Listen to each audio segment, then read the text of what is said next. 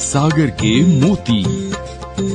आज आपकी मुलाकात करवा रहे हैं गौरव गुप्ता से। इंडियन टीवी और फिल्म इंडस्ट्री में पिछले लगभग 13 सालों से आप साउंड इंजीनियर के तौर पर कार्यरत हैं। कई सारे प्रोजेक्ट्स पर आपने काम किया है और बेहतरीन कार्य के लिए पुरस्कृत भी हुए हैं। आइए बात करते हैं। नमस्कार गौरव।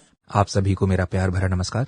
मेरा नाम गौरव गुप्ता है। मैं बेसिकली मध्य प्रदेश के सागर शहर से हूँ। मेरी स्कूली शिक्षा Saint Joseph's convent senior secondary school Sagar से हुई है और मैंने म्यूजिक से ग्रेजुएशन और post graduation doctor Hari Singh और सेंट्रल यूनिवर्सिटी सागर से किया है। अपने पोस्ट ग्रेजुएशन के बाद मैं मुंबई चला गया। वहां मैंने school of audio engineering Australia की ब्रांच SAE कॉलेज मुंबई से डिप्लोमा इन ऑडियो इंजीनियरिंग का कोर्स किया, जिसके बाद मैं as a sound engineer Indian film, television और म्यूजिक इंडस्ट्री में कार्यरत हूँ। गौरव, ज्यादातर साउंड इंजीनियरिंग और म्यूजिक कंपोजिशन को लेकर एक कंफ्यूजन कहीं ना कहीं रहता है। आमतौर पर इन्हें एक ही समझ लिया जाता है। आप क्या कहना चाहेंगे? जी बिल्कुल, म्यूजिक प्रोडक्शन और साउंड इंजीनियरिंग दो अलग अलग फील्ड्स हैं। म्यूजिक प्रोडक्शन जो कि एक आर्टिस्टिक फील्ड है, इसका संबंध म्यूजिक कंपोजिशन और म्यूजिक अरेंजमेंट से है, जबकि साउंड इंजीनियरिंग जो कि एक टेक्निकल फील्ड है, उसका संबंध उसी म्यूजिक या साउंड और ऑडियो को कैसे एक आम व्यक्ति तक एक सॉन्ग या एक किसी भी ऑडियो फॉर्म के रूप में पहुंचाना होता है।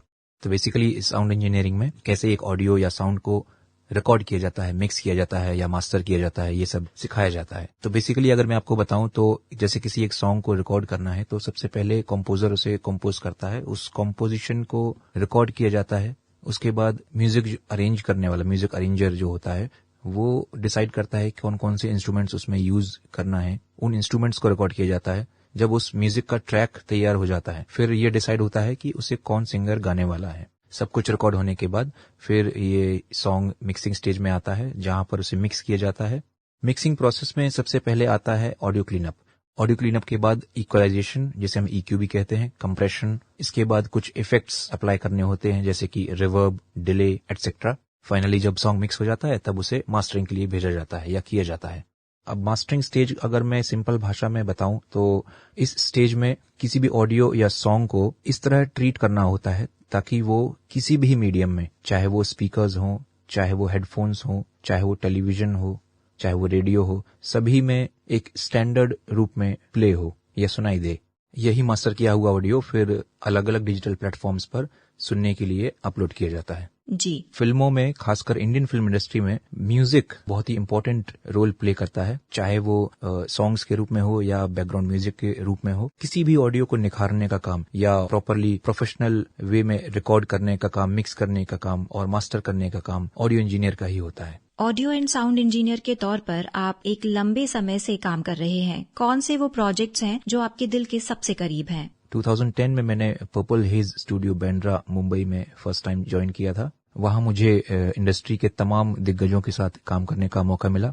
खासकर इंडस्ट्री के टॉप मोस्ट म्यूजिक कंपोजर्स में से एक शंकर एहसान लॉय, उनके साथ मैंने लगभग 21 बड़ी फिल्मों में एज अ साउंड इंजीनियर काम किया हुआ है, जिनमें सबसे ज्यादा मेरे दिल के करीब जो फिल्में हैं वो हैं भाग मिल्खा भाग, जिंदगी ना मिलेगी दोबारा, 2 स्टेट्स, जिसके लिए मुझे best album of the year category के लिए मिर्ची म्यूजिक अवार्ड भी दिया गया। कुछ अन्य फिल्मों में D-Day, आरक्षण, दिल धड़कने दो, Mirzya, Katiyar Kaljat Ghusli, Vishwaroopam, we are family, Patiala house, ये सब फिल्में मेरे दिल के ज्यादा करीब हैं। अन्य दिग्गजों की बात की जाए तो अमिताभ बच्चन, शाहरुख खान, सलमान खान, सैफ अली खान, आमिर खान, दीपिका पादुकोण, करीना कपूर, सारा अली खान, उस्ताद जाकिर हुसैन। सिंगर्स में शंकर महादेवन, श्रेया घोषाल, सुनिधि चौहान, सोनू निगम, अरिजीत सिंह, विशाल ददलानी, शान। क्रिकेटर्स की बात करूं तो सचिन तेंदुलकर, युवराज सिंह, इन सभी के साथ मैंने इंडस्ट्री में काफी काम किया हुआ है। जो भी अचीवमेंट्स आपने अर्जित किए,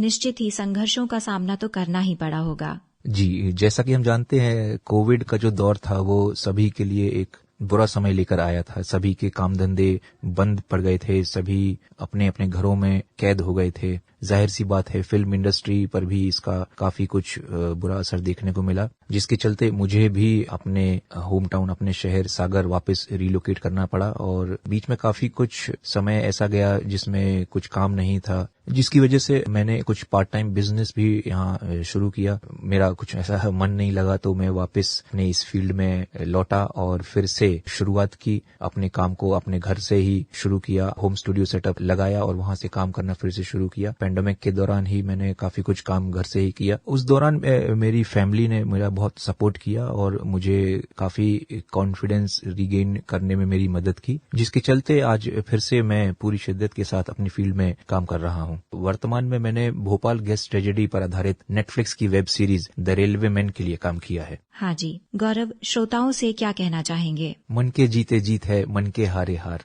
श्रोताओं से मैं यही कहना चाहूंगा कि हमें कभी भी अपने जीवन के किसी भी पड़ाव में कभी हार नहीं माननी चाहिए। पूरी मेहनत करते हुए अपनी योग्यता, अपना टैलेंट, अपनी स्किल्स पर पूरा भरोसा करते हुए हमें अपना कर्म करते रहना चाहिए। हमारा शहर सागर हमेशा से ही प्रतिभाओं का शहर रहा है, तो मैं अपने शहर की प्रतिभाओं को भी यही कहना चाहूंगा कि वो जिस भी फील्ड से हों और अपनी किस्मत आजमाना चाहते हैं तो उन्हें एक बार मुंबई जरूर जाना चाहिए और अपनी प्रतिभा का प्रदर्शन करते हुए अपने परिवार का और अपने शहर सागर का नाम रोशन करने की कोशिश जरूर करनी चाहिए।